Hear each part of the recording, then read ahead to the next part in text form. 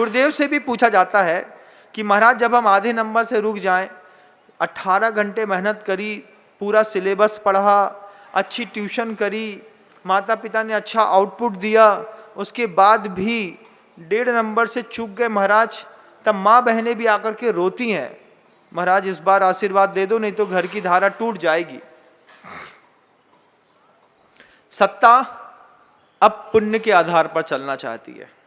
आदिनाथ भगवान कहते हैं कि जीवन में साता वेदनी और असाता वेदनी है, इन दोनों का उदय प्रत्येक समय चलता रहता है। कभी साता वेदनी का, कभी असाता वेदनी का, फिर साता वेदनी का, फिर असाता वेदनी का। जिस समय आप पढ़ रहे होते हैं घर के अंदर और आप एग्जाम की तैयारी कर रहे होते हैं, आपको सब समझ में आ रहा होता है, उस समय आपकी साता वेदनी का उदय चल रहा होता है। जिस समय आप पेपर देने के लिए बैठते हैं, एग्जाम में पढ़ी हुई बात असाता वेदनी के उदय आने पर याद होने के बावजूद उस वक्त याद नहीं आती। ऐसा होता है क्या? होता है महाराज। महाराज जी पढ़ के तो गए थे लेकिन वहाँ पे याद नहीं आया, और जब 3 घंटे पूरे हो गए उसके बाद वो बात याद आई कि अरे इसका उत्तर तो ये लिखना था और ये लिख करके चले आए, महाराज जी अब बताइए क्या होगा, कोई माला जाप। हम बार बार सोचते हैं कि जब तुमने पढ़ लिया पूरा, जब तुमने पूरी टेक्स्ट बुक याद ही कर ली है, 3 साल 4 साल 5 साल से तुम एवरीडे उस टेक्स्ट बुक को पढ़ रहे हो, जब पूरी टेक्स्ट बुक याद कर ली है उसके बाद तुम फेल हो गए आधे नंबर से, 1 नंबर से, 1.5 नंबर से, उसके पीछे का एक्चुअल रीजन समझने की कोशिश करो कि प्रत्येक व्यक्ति के जीवन में साता वेदनी और असाता वेदनी का उदय चलता रहता है। मैं जब प्रवचन दे रहा हूं उस समय भी मेरी साता वेदनी और असाता वेदनी का उदय चलता रहता है। साता वेदनी के उदय में अच्छे शब्द दिमाग में आ जाते हैं और असाता वेदनी के उदय में 2 शब्द बिगड़ते हैं और प्रवचन की धारा बिगड़ जाती है। कोई अच्छा उदाहरण, अच्छा संस्मरण भी साता वेदनी के उदय से याद में आता है। कई चीज़ें सामने दिखती हैं और मुझे याद आ जाती है और मैं कह देता हूँ। वो साता वेदनी क्या काम करती है कि साता वेदनी आपके घर के अंदर टेबल में तो उदय में आ रही है, लेकिन परीक्षा हाल में असाता वेदनी का उदय चल रहा है। पेपर का आंसर याद होने के बावजूद उस वक्त याद नहीं आता जिस वक्त हम लिख रहे होते हैं, और हम चीटिंग करके, कॉपी करके कुछ दूसरा लिख देते हैं और बाद में आकर के अफसोस करते हैं कि 6 महीने बाद तो CA CFA का एग्ज़ाम हुआ, नीट के एग्ज़ाम हुए, UPSC का एग्ज़ाम हुआ और हम याद होने के बावजूद गलत लिख करके चले आए हैं। आचार्य श्री जी कहते हैं कि जब तुमको लगे कि तुम पूरा पुरुषार्थ करने के बाद भी सफल नहीं हो पा रहे हो, तो थोड़ा धर्म की इन बातों पे विश्वास रखना कि प्रत्येक समय तुम्हारी साता वेदनी और असाता वेदनी, साता वेदनी और असाता वेदनी, इन दोनों का उदय चल रहा है। जैसे धक धक करने पर दिल बार बार अप एंड डाउन करता है, ठीक ऐसे ही लाइफ में साता वेदनी और असाता वेदनी का उदय चलता रहता है। अब ये साता वेदनी और साता वेदनी का उदय चलता रहता है तो महाराज इसमें से वो वाली साता वेदनी जो वक्त पर काम आए, जब मान लीजिए हम चाहते हैं कि हमें वक्त पे वो शब्द याद आ जाए, वो चीज़ याद आ जाए, वो आंसर याद आ जाए और हम पास हो जाएं, वो वाली साता वेदनी कैसे उदय में लाई जाती है, ऐसा कोई पूछे तो बात बनती है।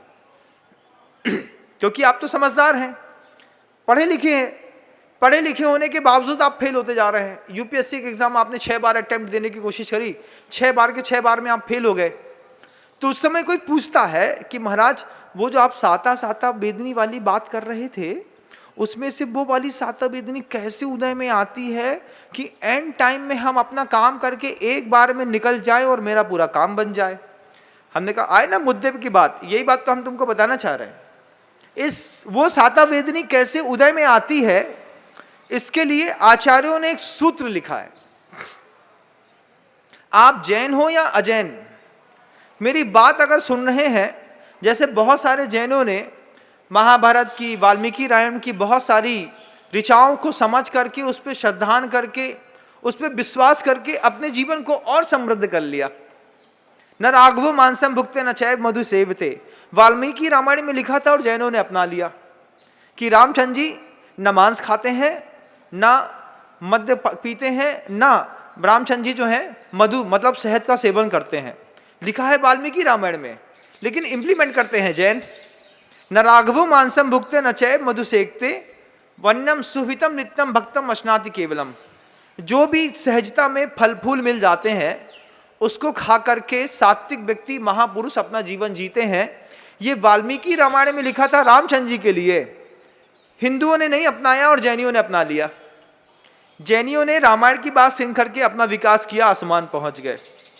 आप जैन हैं या अजैन, बौद्ध हैं, ईसाई हैं, पारसी हैं, मुसलमान हैं, जो भी हैं, अगर मेरी बात सुन रहे हैं तो आपको मेरी बात समझ में आ रही है तो वो सूत्र बताते हैं जो सर्वज्ञ ने दिया है कि आप चाहते हैं कि असाता वेदनी और साता वेदनी में से एंड टाइम में मेरे जीवन में जब हम जो चाहते हैं उस समय साता वेदनी का उदय आए और जो करना चाहता हूं वो बात हो जाए।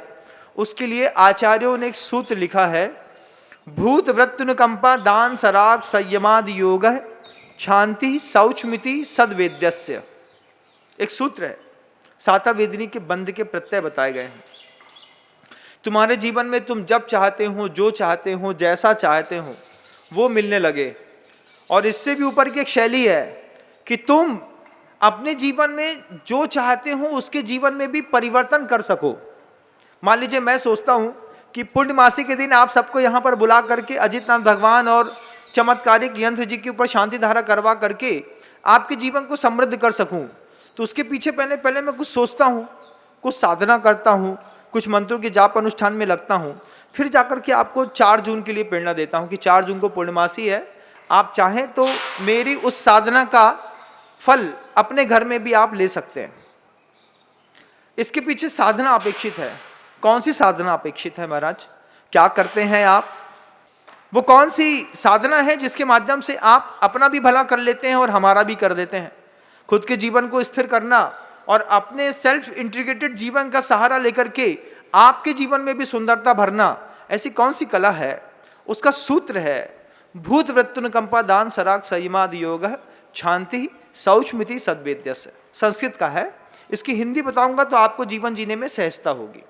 अगर आप चाहते हैं कि हमने सब पढ़ने के बाद मेरी साता वेदनी का उदय मेरे पेपर हॉल पे भी आए, तो सबसे पहले आचार्य कहते हैं भूत के ऊपर अनुकंपा करो। भूत मतलब क्या? वो जिसके नाखून और ऐसा डेंजर रहता है वो? भूत का मतलब वो नहीं, भूत का मतलब प्राणी है। चतुर्गति नाम भ्रमति इति भूता, जो चारों गतियों में बार बार घूम रहा है, बार बार भटक रहा है, उसके ऊपर तुम दया करो, उसके ऊपर तुम अनुकंपा करो।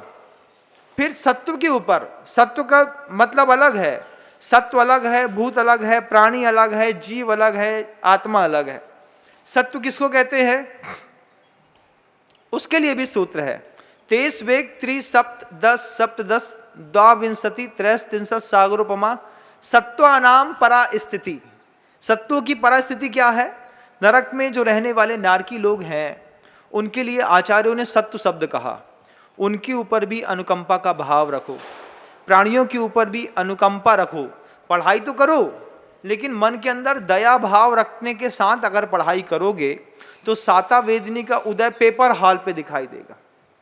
और फिर मान लीजिए बियर का एक गिलास भी ले लिया है, उसमें जीव बिल बिल बिल बिल करके मर भी रहे हैं, गर्मी भी है तो 2 घूंट पीते हैं फिर पढ़ते हैं, फिर 2 घूंट पीते हैं फिर पढ़ते हैं, फिर कभी कुछ नॉनवेज खाते हैं, फिर कुछ कभी गलत खाते हैं, अभक्ष खाते हैं, अमर्यादित खाते हैं और पढ़ते भी हैं।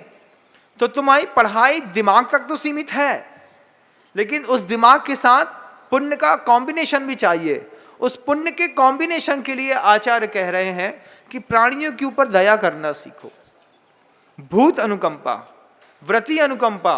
ये भी सोचो कि तुम पढ़ रहे हो, तुम रात में खा रहे हो, पी रहे हो, कि जो साधु संत इस पूरी दुनिया पर हैं, उन साधु संतों की साधना निर्दोष कैसी पलती रहे, कैसे उनका निर्दोष जीवन चलता रहे, इसके लिए भी कोई व्यवस्था अपने दिमाग में सोचो और पढ़ाई भी करो।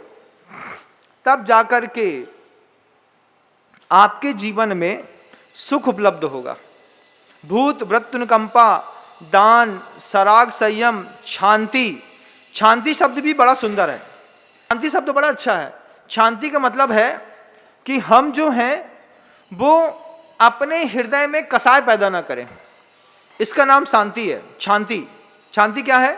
हम बैठे हैं, हमारी किसी से झगड़ा नहीं हुआ है, लेकिन हम उसके बाद भी बैठे बैठे भी मान कर रहे हैं, बैठे बैठे भी माया कर रहे हैं, बैठे बैठे भी लोभ कर रहे हैं, बैठे बैठे भी क्रोध कर रहे हैं। इस चारों कसाय से अपने आप को स्वस्थ करने का नाम शांति, और इन्हीं चारों कसाय में दूसरे को छोड़ देने का नाम क्षमा है। क्रोध के कारण जो आप भाव करते थे, तुमको देख लूंगा, आप कॉम्पिटिटिव एग्जाम में भी तो ऐसे करते हैं ना कि भैया मुझे हर हाल में उससे 5 नंबर ज़्यादा लेकर के आना है।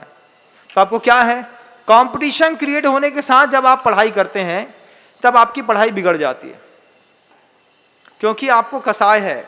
आपने किसी के साथ चला करके टारगेट या गोल फिक्स कर लिया है, जिसके माध्यम से आप उससे लड़ करके पढ़ाई करना चाहते हैं। इस भाव से ऊपर उठिए, क्योंकि ये भाव भी आपकी माइंड की एनर्जी को डाइवर्ट करके उसके एनर्जी को लॉस कर देता है। महाराज सारा आउटपुट किया, सारा मेहनत अच्छे से करी, मेरी बात समझ में आ रही है? सारी मेहनत अच्छे से करी, लेकिन कंपटीशन में अगर इस बात के लिए कि कहीं विपुल मेरे से आगे ना निकल जाए, मुझे विपुल से ज़्यादा मेहनत करनी है, मुझे सौरभ से ज़्यादा मेहनत करनी है। अब इस चक्कर में तुम दिमाग में तुम्हारे विपुल भी घूमता रहा, यूपीएससी भी घूमती रही, सिलेबस भी घूमता रहा और एग्जाम भी घूमते रहे। जो टी तुमने अपनी एनर्जी की अपने दिमाग में लगाई थी, उसको अगर थोड़ा कम कर लेते तो निश्चित रूप से तुम्हारे जीवन में सफलता मिलती। ये वो भूत व्यक्तुनकंपा दान सराग सईमाद योग है शांति शौच मिति सद्वेदस, इस सूत्र को आप तत्वास सूत्र में जाकर के थोड़ा डीपली पढ़ने का प्रयास करिएगा। मुनि श्री प्रशांत सागर जी महाराज ने इसके ऊपर पूरी पुस्तक लिखी है, आप चाहें तो उसको पढ़ें। और अपनी लौकिक पढ़ाई के साथ साथ जैसे ही आप इस तत्वास सूत्र के सूत्र को पढ़ने का प्रयास करेंगे, मुझे लगता है कि जो आधे नंबर से आप हर बार चूक रहे हैं, अगली बार आपको इस आधे नंबर से चूकने नहीं पड़ेगा। आपका पहली बार में यूपीएससी एमपीपीएससी क्लियर हो जाएगा, आप अपने जीवन को सम्मत कर सकें।